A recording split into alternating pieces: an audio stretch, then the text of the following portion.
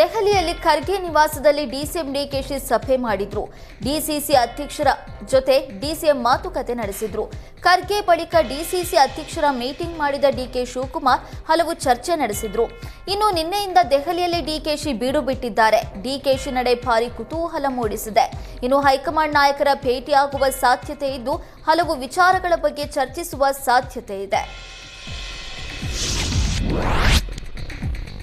ಗ್ರಾಹಕರಿಗೆ ಸರ್ಕಾರ ಬೆಲೆ ಏರಿಕೆ ಶಾಕ್ ಕೊಡ್ತಾ ಇದೆ.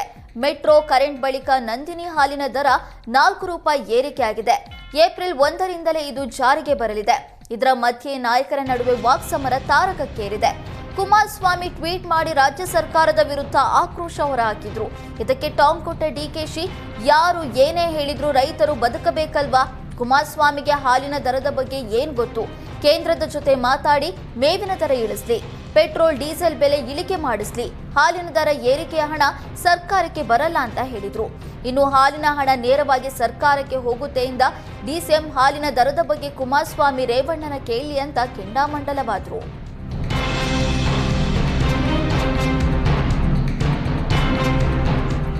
ಯತ್ನಾಳ್ ಬಿಜೆಪಿಯಿಂದ ಉಚ್ಚಾಟನೆ ಆಗ್ತಿದ್ದಂತೆ ಬೆಂಬಲಿಗರ ರಾಜೀನಾಮೆ ಪರ್ವ ಮತ್ತೆ ಮುಂದುವರೆದಿದೆ. ಮೋರ್ಚಾ ನಗರ ಮಂಡಲ ಅಧ್ಯಕ್ಷ, ಉಪಾಧ್ಯಕ್ಷ, ಕಾರ್ಯದರ್ಶಿಗಳು ರಿಸೈನ್ ಮಾಡಿದ್ರು. ರಾಜೀನಾಮೆ ಪತ್ರ ನೀಡುವ ವೇಳೆ ಮಹಿಳಾ ಮೋರ್ಚಾ ಅಧ್ಯಕ್ಷೆ ಲಕ್ಷ್ಮಿ ಕಣ್ಣೀರು ಹಾಕಿದ್ರು. ಕಣ್ಣೀರು ಹಾಕುತ್ತಲೇ ಪದಾಧಿಕಾರಿಗಳು ರಾಜೀನಾಮೆ ಪತ್ರ ಸಲ್ಲಿಸಿದ್ರು. ಇನ್ನು 174 ಮುಖಂಡರ ರಾಜೀನಾಮೆ ಪತ್ರಗಳನ್ನು ಸಲ್ಲಿಕೆ ಮಾಡಲಾಗಿದೆ. ಯತ್ನಾಳನ್ನ ಮತ್ತೆ ಬಿಜೆಪಿಗೆ ಕರೆತರಬೇಕು, ಆದೇಶ ವಾಪಸ್ ಪಡೆಯಬೇಕು ಅಂತ ಆಗ್ರಹಿಸಿದ್ರು. ಬಿಜೆಪಿ ಕಚೇರಿಯಲ್ಲಿ ಯತ್ನಾಳ್ ಪರ ಜೈ ಹಿಂದೂ ಹುಲಿ ಅಂತ ಘೋಷಣೆ ಕೂಗಿದ್ರು. ನಂದಿನಿ ಹಾಲಿನ ದರ ₹4 ಏರಿಕೆ ಖಂಡಿಸಿ ಮೈಸೂರಿನಲ್ಲಿ ಪ್ರತಿಭಟನೆ ನಡೆಯಿತು. ಕರ್ನಾಟಕ ಸೇನಾಪಡೆ ಸಂಘಟನೆ ಆಕ್ರೋಶ ಹೊರಹಾಕಿದ್ರು. ಮಹಾರಾಜ ಕಾಲೇಜು ಮೈದಾನದ ಬಳಿ ಇರುವ ನಂದಿನಿ ಹಾಲಿನ ಬೂತ್ ಮುಂಭಾಗದಲ್ಲಿ ಪ್ರತಿಭಟನೆ ನಡೆಸಿದ ಜನ ರಾಜ್ಯ ಸರ್ಕಾರ ಸಿಎಂ ಸಿದ್ದರಾಮಯ್ಯ ವಿರುದ್ಧ ಧಿಕ್ಕಾರ ಕೂಗಿದ್ರು. ಹಾಲಿನ ದರ ಇಳಿಕೆ ಮಾಡುವಂತೆ ಪ್ರತಿಭಟನಾಕಾರರು ಒತ್ತಾಯಿಸಿದ್ರು. ಬಸನಗೌಡ ಪಾಟೀಲ್ ಯತ್ನಾಳ್ ಉಚ್ಚಾಟನೆ ಖಂಡಿಸಿ ಗದಗದಲ್ಲಿ ಪ್ರತಿಭಟನೆ ನಡೆಯಿತು.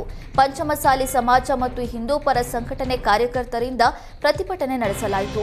ಗದಗ ನಗರದ ಹಳೆಯ ಡಿಸಿ ಕಚೇರಿ ಸರ್ಕಲ್ ಬಳಿ ಪ್ರೊಟೆಸ್ಟ್ ಮಾಡಿ ಯಡಿಯೂರಪ್ಪ ವಿಜಯೇಂದ್ರ ಭಾವಚಿತ್ರಕ್ಕೆ ಹೊಡೆದ್ರು. ಅಪ್ಪ ಮಕ್ಕಳಿಂದ ಹಿಂದುತ್ವವಾದಿಗಳನ್ನ ಹತ್ತಿಕ್ಕಲಾಗ್ತಾ ಇದೆ ಅಂತ ಆಕ್ರೋಶ ಹೊರಹಾಕಿದ ಕಾರ್ಯಕರ್ತರು ಫೋಟೋಗೆ ಬೆಂಕಿ ಹಚ್ಚೋದಕ್ಕೆ ವಿರೋಧ ವ್ಯಕ್ತಪಡಿಸಿದ್ದಕ್ಕೆ ಪೊಲೀಸರ ಜೊತೆ ವಾಗ್ವಾದ ನಡೆಯಿತು.